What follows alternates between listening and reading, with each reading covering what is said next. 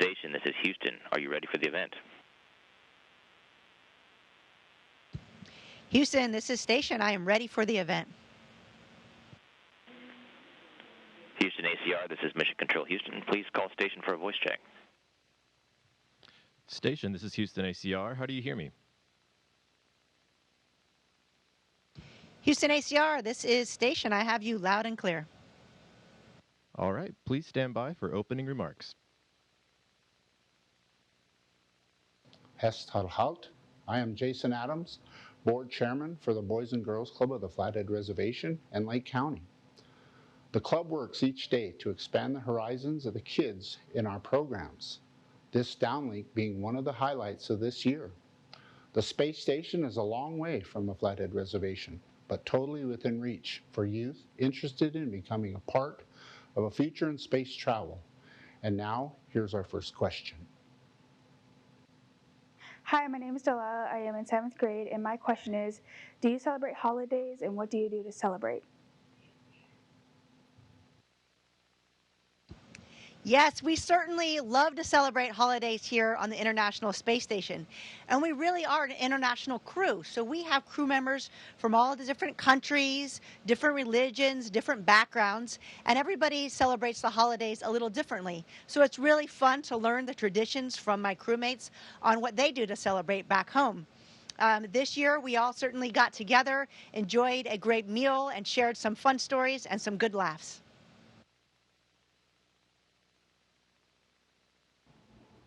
Hello, my name is Avery Grandchamp. I'm in the 5th grade, and my question is, how do you guys keep yourself entertained?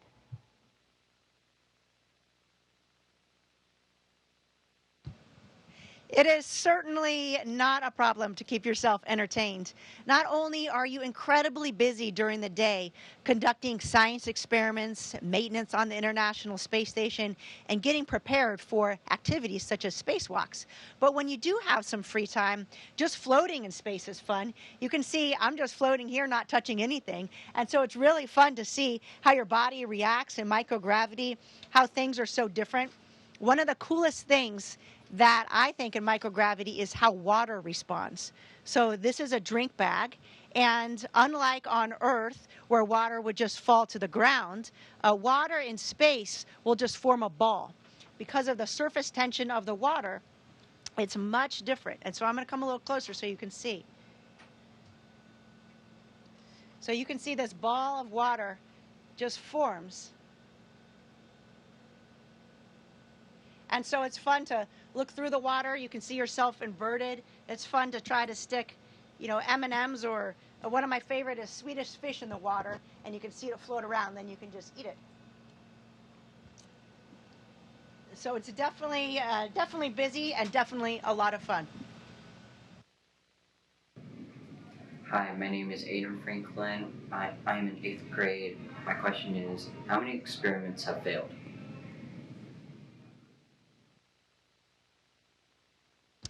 There are a ton of experiments on the International Space Station. Right now, we have over 250 ongoing experiments. Now, sometimes you may send up an experiment and you have an idea of the results that you're going to get. And if you don't get those exact results, that's not necessarily a failure because you still have a lot of knowledge gained from that experiment. A lot of the tests that we do are technology development. So we're trying to figure out how to live and operate in space so that we can live and operate in deep space on the moon and eventually on Mars. And so each time we conduct an experiment, we always learn something. Now, space is a difficult environment, and the experiment needs to make it all the way up here through the launch loads and the environment that it has to go through to get to the International Space Station. Sometimes we have some science that has certain conditions, like it has to stay a certain temperature. When we had a visiting vehicle called Cygnus come up, we had a problem with one of the solar arrays. So unfortunately, we had to power down some of the lockers that keep some of the science cold.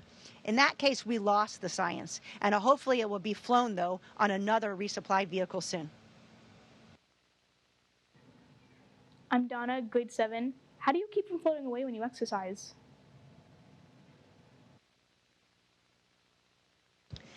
That is a great question because as you see, I'm just kind of bouncing around here. And if I went to go do a squat and I pushed off, I would move just with the same amount of force that I pushed off to the ground.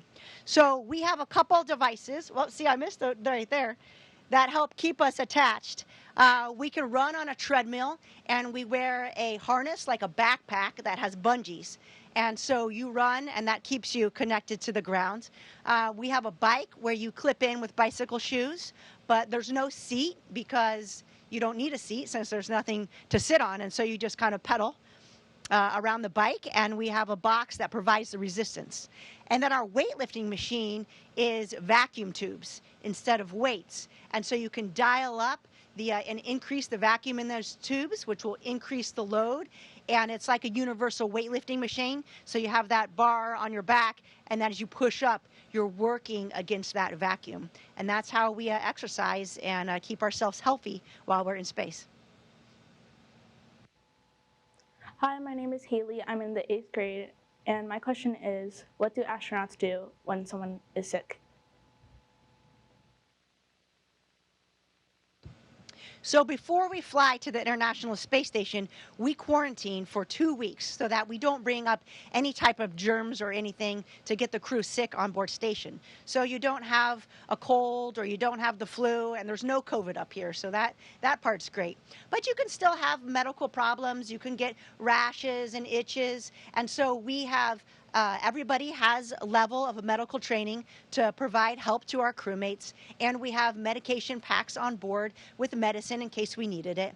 And of course, we have a great team of folks on the ground that support us, our flight surgeons. And if we have any type of issues, we talk to them about the issues. And we have some imaging devices on board that can look at your eyes, an ultrasound machine, and they're able to come on board with a camera, just like you're looking at me now. And we would do an ultrasound on each other, and then the doctors could look at that ultrasound as an example. Hi, my name is Rosalie. I'm in the 7th grade, and my question is, what is the most dangerous job astronauts have to do?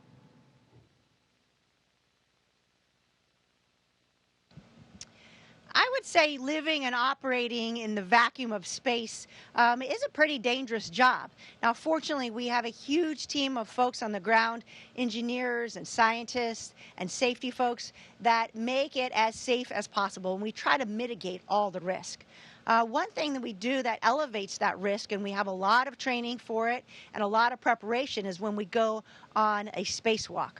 So in a spacewalk, we put on a suit, and you go outside the International Space Station, and you're going out to conduct a task of either repairing the space station or maybe making an upgrade.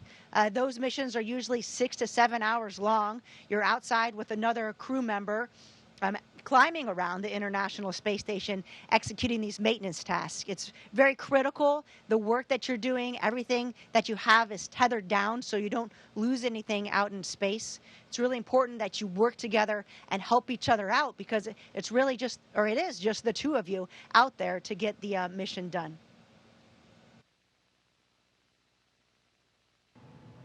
I'm Jaylene. I'm in the 7th grade, and my question is, what do you wish was up there in space with you right now?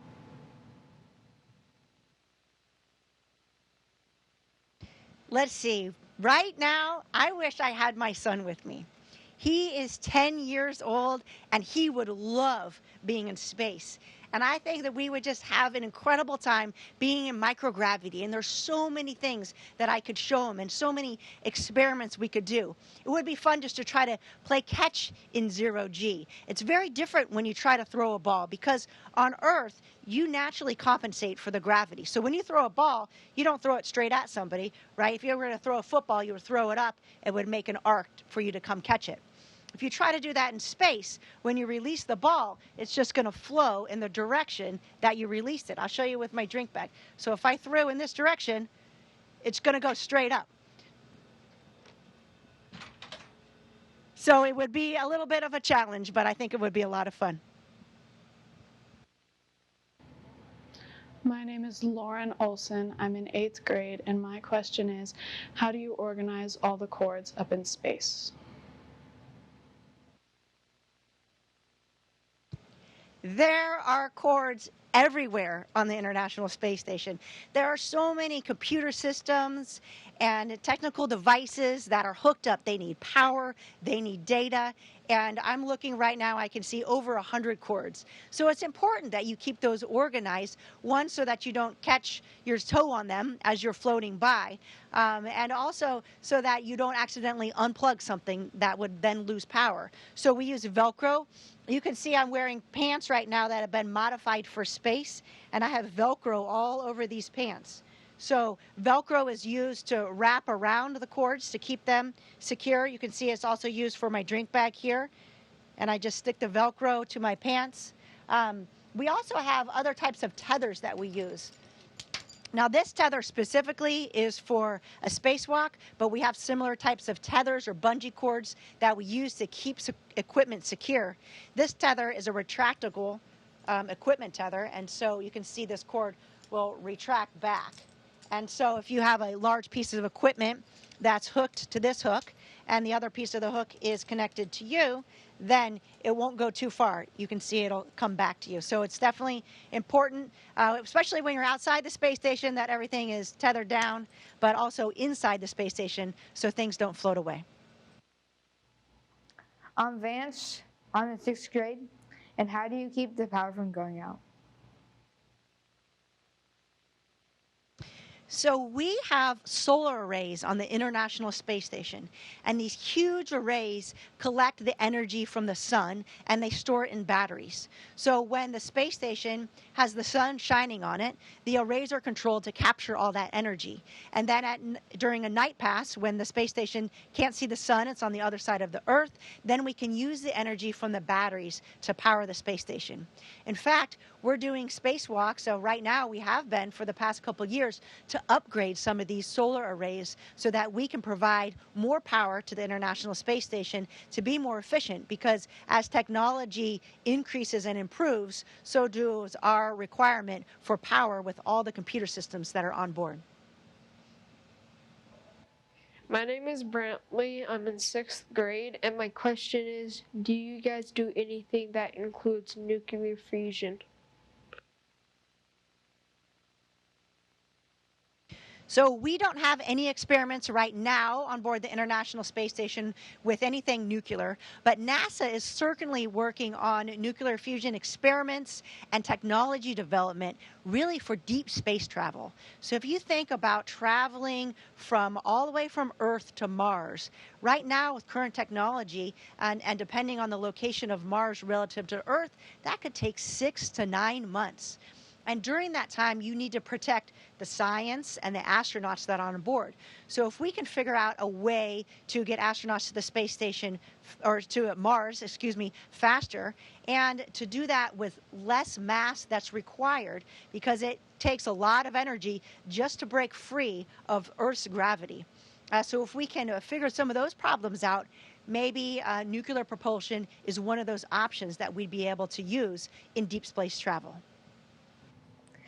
My name is Hadassah, and I'm in 4th grade. And my question was, are your dreams different in space? You know, I had that same question before I traveled to space. And my dreams are very similar to dreams on Earth, although a lot of times I'll dream about what I'm looking forward to or what I'm doing during the day. And since that has to do with microgravity and floating around, I have a lot of dreams about that. But the other night I had an interesting dream. I had a dream that I was back in my room on Earth, and I wanted to jump up and touch the corner of the room. So here in space, I just light push off, and I can touch the ceiling and push back down, and it's really easy. But in the dream, I went to push off, and gravity pulled me back down to the ground. And I remember feeling disappointed that I was feeling gravity again and that I was no longer in microgravity. But then when I woke up and realized I was still in the space station, I was pretty excited. Hi, my name is Bella. I'm in 4th grade, and my question is, do you ever get tired of space? I have been up here almost or just over 4 months, and I have definitely not gotten tired. There's so much to do and so much to experiment with. We also have this incredible module called the cupola. And the cupola is a series of windows, and it's on the bottom part of space station, and so it's pointing towards Earth. And that is an incredible view to have of our planet Earth. So sometimes when I have some free time, I like to go into the cupola and just look out at our beautiful planet. The other day, we were passing over Montana, and I could see the Flathead Indian reservations. I could see Glacier National Park going up into Canada, and it was just beautiful. You will pass over the entire United States in just a matter of minutes because we're traveling at 17,500 miles per hour. And so it's really incredible to see all the different landscapes and all the different colors of the many different places all around our planet. Hi, my name is Owen. I'm in 6th grade. And can you have pets in space? Unfortunately, we cannot bring our live pets to space. I wish. That would be wonderful. I have a dog, and it would be really funny to see him floating around in microgravity. But we do bring little animals, so each crew will have we call it a microgravity indicator, and sometimes that's an animal that is a name for your class. So the astronaut class that came after me, their name is the Turtles, and so they flew up a little turtle. And I did bring a little special pet with me. That's a stuffed animal. It's a little penguin. And my son has a penguin at home, and so we got a little penguin. We call him Penguin 2.0, and he's with me here on the International Space Station. Hi, my name is Wyatt Bogert. I'm in 7th grade, and my question is, how much fuel does it take to get to the space station? That is actually a very complicated answer. It's dependent upon where the space station is and what your phasing is to get to space station, what kind of rocket we're using, and what your payload is. And your payload is how much mass that you're sending up from Earth to the International Space Station. And so I rode on a Falcon 9 rocket, and my other crewmates launched on a Soyuz spacecraft from Kazakhstan, and so they flew on a different rocket. And you've probably seen other launches with satellites or other spacecraft that are going into space. We just launched, just a couple months ago, Orion, which was on an SLS rocket. And that is the largest rocket that we've launched since the Saturn V rocket. Now, that's taking Orion all the way to the moon, but you'll see that that rocket is much larger than a Falcon 9 that I launched on to get to the International Space Station. So there's a lot of variables to determine how much propellant that you'll need for a launch. And hopefully, if you become an engineer when you grow up, you can help solve some of those problems. I'm Kira, and I'm in 4th grade. And how do you wash your hair? So washing your hair and taking a shower in space is challenging because, like I showed you, you can't turn on the water to take a shower. That would just form a huge ball of water. So in space, what we do is we have some no-rinse shampoo that we use. After you use it for a couple days, it gets kind of gunky in your hair. So then we'll take water and just kind of rinse out your hair. And the water is the same water we use from those drink bags. You can just squirt the water on your hair, and then you can just kind of work it through so that it gets wet. But you have to use a towel to dry it, and then you kind of air dry the towel. Water is different because you can't wring out your hair or wring anything out. So you can see if I take water and put it on this towel here, so the water absorbs into the towel. And on Earth, I would just kind of wring it out. But you can see I can twist the towel and the water doesn't go anywhere. In fact, the water behaves kind of like a gel or something. So you can see if I come close, I'm going to put some water on my hand.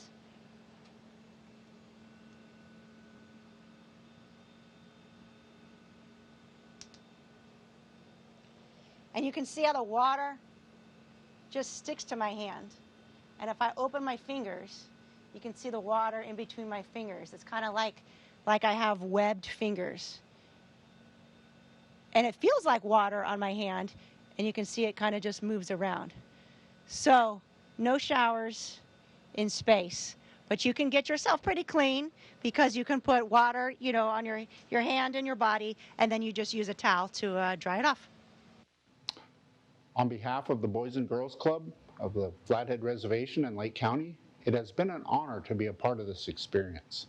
Thank you, NASA, and the team that made this possible. Lemlepsh.